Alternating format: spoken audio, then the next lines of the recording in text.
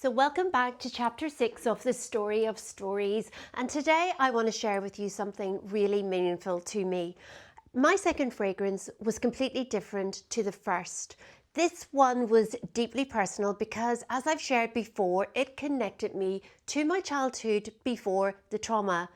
But what made this memory so beautiful was that for the first time in so many years, I could see myself as a little girl again. And I was being watched lovingly by my father and my grandfather in my grandfather's garden. Now, a little bit about my grandfather. He was an avid gardener.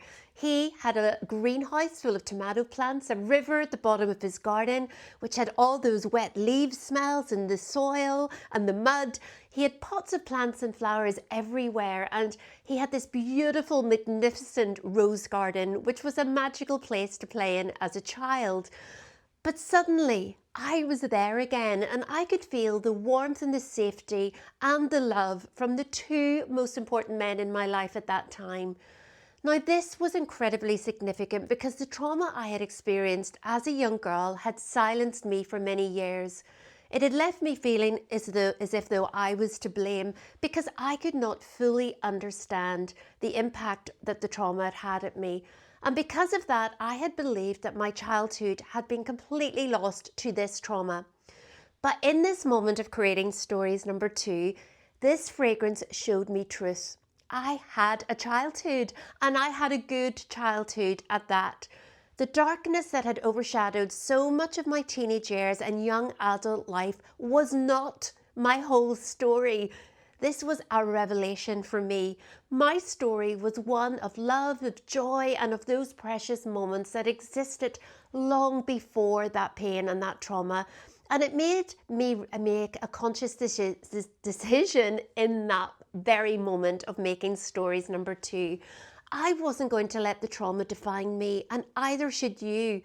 Instead, I was going to turn it into something so powerful. I was going to take my story, the healings, the memories that resurfaced when I was creating the scent, and I was going to weave them into something meaningful.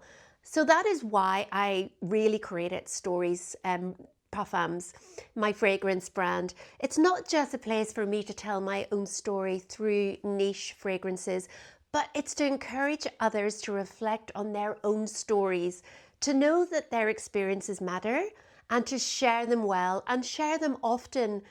Yes, our stories do shape us. They do. We have recognized that. We know that, but they do not define us. And fragrance has the power to remind us of just that. Oh, such a special fragrance. Have a great day, and I'll see you next week for chapter 7.